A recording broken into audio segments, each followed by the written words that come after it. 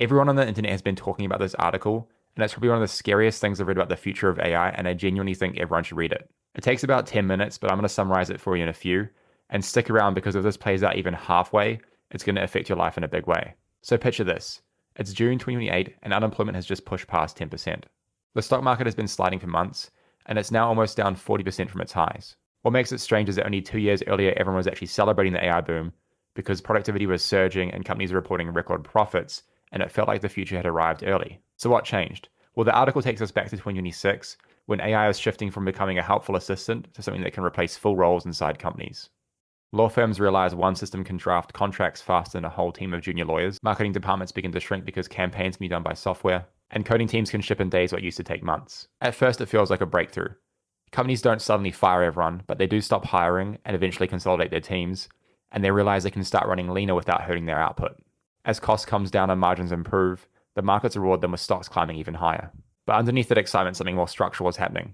The jobs that are disappearing aren't manual jobs that can easily transition somewhere else. They're white-collar roles built around thinking, analyzing, and creating, which are the exact areas that AI is improving in the fastest. And there isn't some huge new industry waiting to absorb millions of displaced knowledge workers. You don't need armies to manage AI systems. A relatively small group can oversee AI tools that used to take whole departments. So the people who lose their jobs start moving into whatever work is available. Freelancing, contract work, driving, delivery, and tutoring. The gig economy becomes crowded, and when more people start to compete for the same work, their wages start to compress.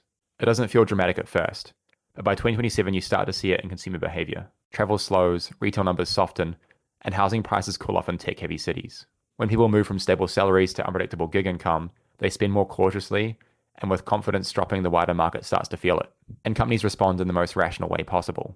They invest in more automation to protect their profits, which improves efficiency again and removes more income from the system. Higher efficiency leads to fewer jobs leads to lower demand, and lower demand leads to companies trying to automate more. By 2028, a big disconnect starts to happen, with companies producing more value than ever before, with fewer people earning stable salaries from it. And machines don't go out to dinner or take out mortgages. Governments try to respond with policies and new stimulus ideas, but they move too slowly and AI just improves too quickly every few months. And this is the part that really hits home. AI doesn't turn evil and suddenly break the world. It simply succeeds at making intelligence cheap and widely available before society can adapt. Now, the article clearly states this is just a fictional piece painting out one possible scenario and not a full-on prediction.